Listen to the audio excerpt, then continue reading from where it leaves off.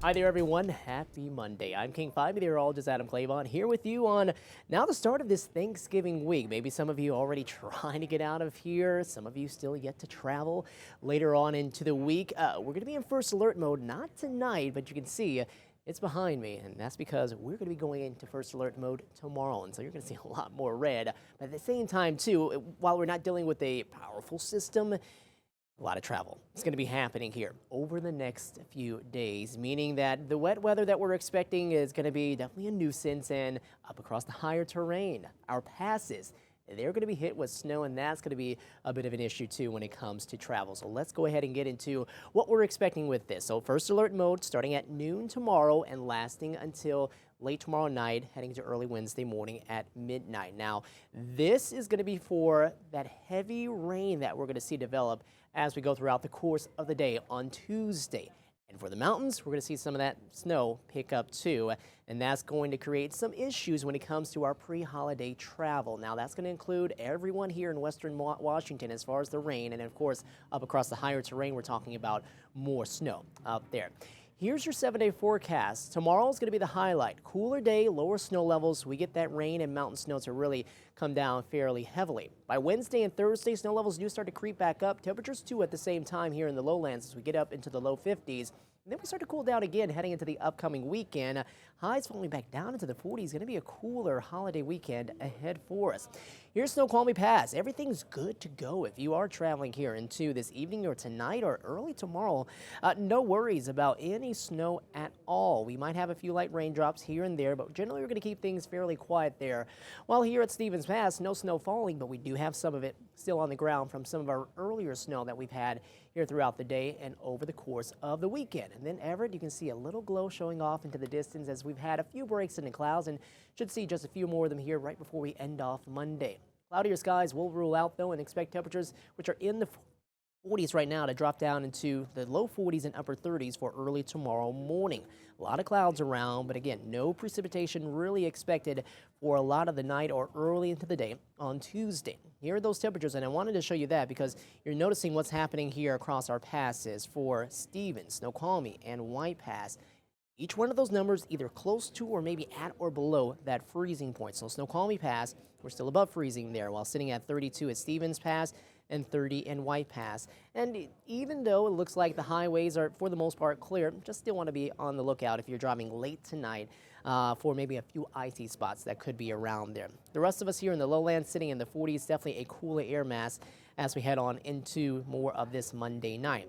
And radar shows a lot of quiet weather here, just a few of those light showers and lingering precipitation that is now left behind with our system that is heading well off to the east over into Montana. Next system, a lot of moisture pointed right at us. You can see that thick band of clouds that's just off to our west. That will be heading in our direction, and so we're going to have the cooler air in place to help to reduce a bit more of that snow, especially as we head on into the day for tomorrow. So we do have advisories that have been issued for the Cascades. Now, this is mainly going to be for elevations above 2,000 feet, but within these areas that you see shaded in the purple, anywhere between 6 to 10 inches of snow will be ahead for us. And we're also expecting this to come along with maybe a little icing here and there. Not a huge concern, but with maybe a little more of that easterly flow, sometimes you can get that to take shape. So wouldn't be too concerned about that. Definitely more the snow and the timing of it too, happening more late tomorrow morning and into tomorrow afternoon. And so that's why if you can get out maybe early tomorrow, if you're trying to travel, that will be a better time to do so.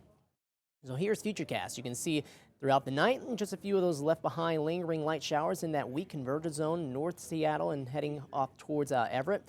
We'll see that completely die off with our next system arriving late morning, maybe the morning commute, a few sprinkles around, but late morning into the afternoon is when we have some of the heaviest precipitation beginning to come on by. And it's at this point, too, that you're seeing a lot more of the deeper greens, some of the yellows popping up, indicating some heavier rainfall here in the lowlands, and then some of those deeper and darker blues that are popping up over the Cascades, including every one of our passes. So if you can avoid travel at this time, probably your best bet. Of course, if you're going to be traveling at this point, you just really can't get out of it, then make sure to give yourself a lot of extra time, a lot of extra space between the vehicle in front of you and behind you too, if you can make that possible. And then at the same time too, just have whatever gear or maybe even an emergency kit with you in your vehicles, and along with your chains in case you need to put those on here as we head on into that point. That's going to be hanging with us generally through the first half of the night on Tuesday. So 11 p.m. getting closer to midnight. That's when you can start to see this back edge of that rain and that precipitation beginning to make its way on closer to the I-5 corridor. So after that point, we should start to see some improvements. And throughout the night, I'm sure a lot of the crews, the road crews and stuff, are going to be doing their best to try to clear things out for those of us who will be traveling heading into early Wednesday morning, which looks to be a lot quieter. You can see 7 o'clock Wednesday morning. Most of the precipitation gone at that point. Still, maybe could be a few slushy spots and should be a few icy spots too, due in part because of some of the cooler air that's with us. So do be careful then, but later on into the morning and as we head into the afternoon, warmer air trying to work its way back in, and that's going to help to bring back some higher snow levels, but another system coming in too, that's going to help to reduce a bit more of that rain across the area. We'll see more snow across the eastern side of the state though with that disturbance itself. Rainfall amounts with this, expect anywhere between a half an inch to an inch in most of our spots here over the next 2 to 3 days, and it looks like we are going to keep some wet conditions around for Thanksgiving Day, but snow levels should be a bit higher at that point, up to 5,500 feet before dropping yet again, heading on into the rest of the holiday weekend.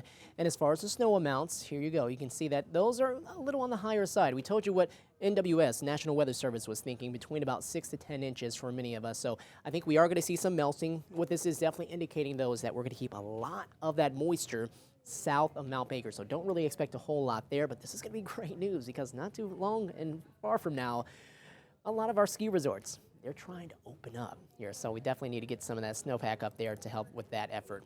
And as we go deeper on into the week, you'll notice that we'll have this system come through heading into Thanksgiving Day. So a pretty wet day for Thanksgiving too. For Friday, we'll get a little bit of a break there. We'll head into the weekend, a little more of a northerly flow, really helping to draw down some of that colder air here into the area.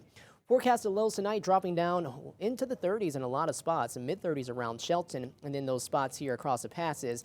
Well, I wanted to point those out for you. Those are going to be in the 20s. So we're going to have that cool air locked in place once that precipitation arrives into tomorrow morning. And then highs tomorrow here for areas such as Orcas Island, 44. Lake Kavanaugh getting up to 39. Granite Falls at 41. Monroe will hit 43 degrees. Clinton in the mid-40s for highs. We'll see the low to mid-40s around Kingston. Shoreline, Redmond at 43. 44 in Issaquah. Bremerton up to 43 degrees. Puyallup at 44. Olympia at 43 degrees and 44 in Eatonville. Here's your 7-day forecast. We're going to keep things pretty active into the day for tomorrow. So a first alert day, kind of wanted to give you more of a heads up on that day because of some of the wet weather and the mountain snow that we're going to be expecting during that kind of high travel time for many of us. Wednesday, warmer air in place, so higher snow levels, not as much of an issue when it comes to mountain snow at that point. And then we'll see a few more of those areas of rain around for Thanksgiving Day. And do expect to keep some of those showers around too for Black Friday on Friday and then heading into the day. On Saturday, cooler air though. Make sure to have the warm gear with you. If you're going to be heading to the Seahawks game, you're heading up into the weekend. All right, everyone, well, take care. Make sure to keep an eye and an ear out for all the latest updates on the forecast and what's happening across the passes too if you are going to be traveling tomorrow. And of course, we'll keep you updated here on King5.com and King5 Plus. Take care.